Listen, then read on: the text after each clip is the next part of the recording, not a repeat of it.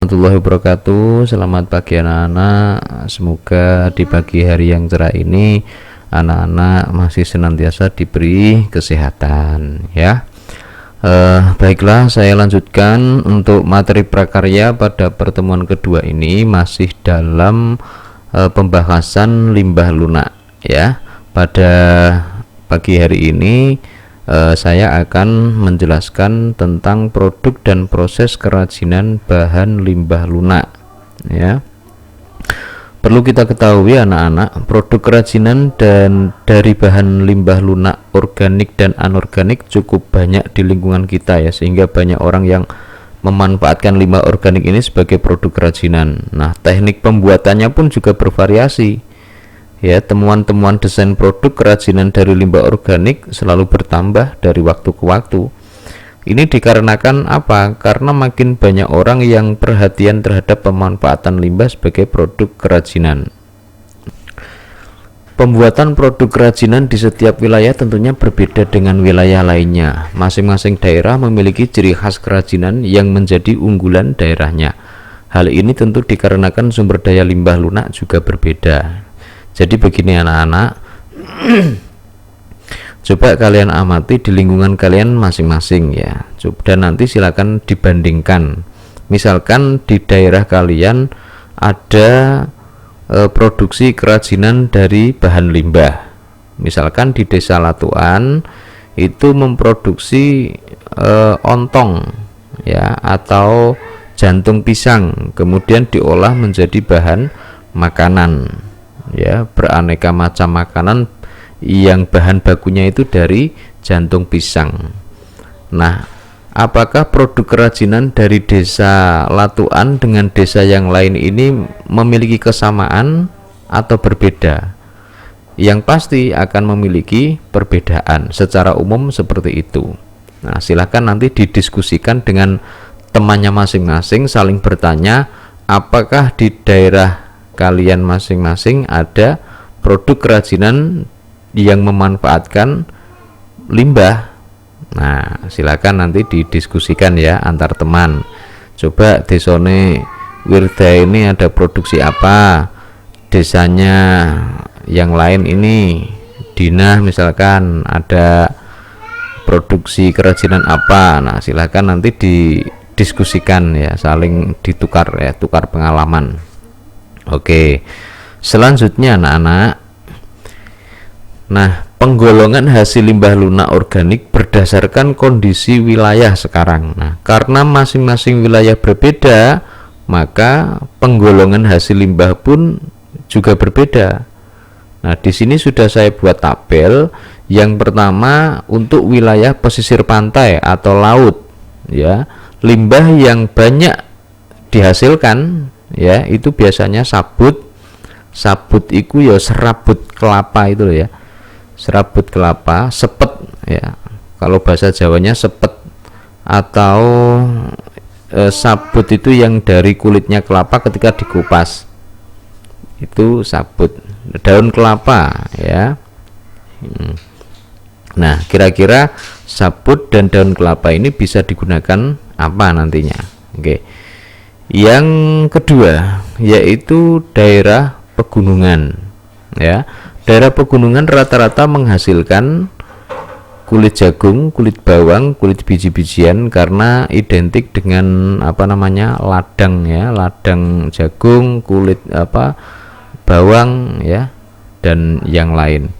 Yang nomor 3 yaitu daerah pertanian. Nah, daerah pertanian ini seperti di lingkungan kita itu mayoritas daerahnya adalah pertanian. Nah, yang dihasilkan paling umum itu adalah jeraminya padi ya. Jerami itu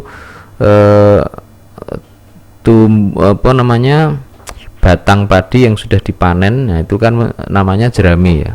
Kemudian kulit jagung, batang daun singkong dan lain-lain. Nah, anak-anak nanti bisa membuat konsep kerajinan dari bahan-bahan tersebut. Kemudian untuk daerah perkotaan itu yang dihasilkan adalah kertas, kardus, kulit telur, kayu, serbuk, gergaji. Nah, ini biasanya yang dihasilkan di daerah perkotaan ya, yang terlalu banyak perkantoran sehingga limbahnya itu yang paling banyak adalah kertas atau kardus. Nah, sekarang pada proses pengolahan limbah lunak anak-anak ya. Yang pertama pemilahan bahan limbah ya. Jadi harus dipilah bahan-bahan limbah lunak tadi sebelum kita produksi menjadi kerajinan, harus kita seleksi terlebih dahulu. Mana yang bisa digunakan, mana yang tidak bisa digunakan. Yang kedua, pembersihan limbah lunak. Setelah diseleksi, limbah-limbah tadi harus kita bersihkan agar tidak ada sisa-sisa yang masih menempel dari bahan sebelumnya ya. Yang ketiga, pengeringan.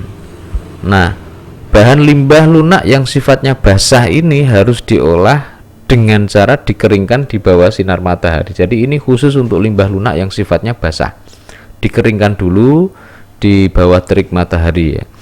Yang nomor 4, pewarnaan bahan limbah lunak. Nah, setelah dikeringkan, kemudian berilah warna sebelum diproses menjadi kerajinan. Tujuannya apa? Untuk menambah estetika, menambah keindahan, agar limbah-limbah yang kita produksi nanti akan terlihat menarik ya saat dijadikan kerajinan.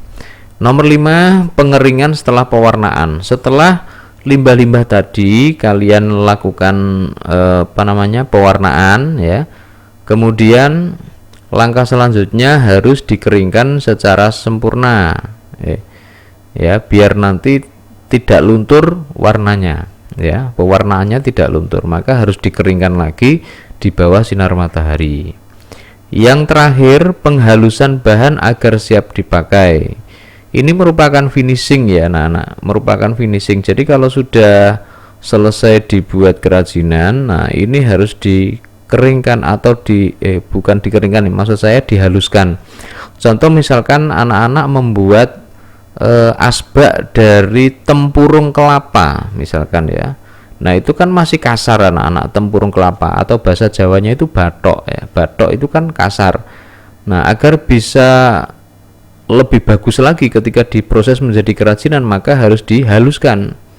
Nah kalau sudah dihaluskan nanti akan mengkilat ya, halus, kemudian diberi pewarnaan. Nah gitu ya.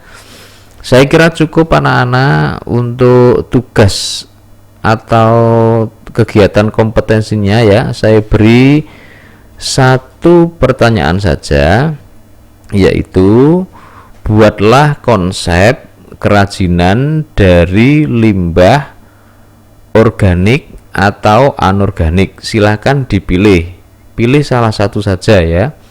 Saya ulangi sekali lagi, buatlah konsep kerajinan dari bahan organik atau anorganik ya. Jadi sampean mau membuat konsep kerajinan dari plastik boleh, ataukah dari jerami atau dari apapun boleh, pokoknya pilih salah satu saja, organik atau anorganik. Organik itu dari alam, anorganik dari industri ya. Contoh anorganik itu adalah botol plastik, pokoknya yang dihasilkan dari pabrik bahan kimia itu loh. Nah caranya bagaimana? Jadi cukup ditulis di komentar WA group ya, ditulis misalkan membuat sapu lidi. Nah judulnya itu namanya konsepnya, membuat sapu lidi. Bahan-bahannya apa? Silakan ditulis. Cara membuatnya seperti apa? Silakan ditulis juga. Oke ya, saya kira cukup. Nah seperti biasa, bagi yang tidak mengirim jawaban atau terlambat mengirim jawaban, maka tidak akan saya anggap hadir. Oke, selamat belajar anak-anak. Apabila ada yang kurang jelas bisa ditanyakan di WA group. Kurang lebihnya mohon maaf. Wassalamualaikum warahmatullahi wabarakatuh.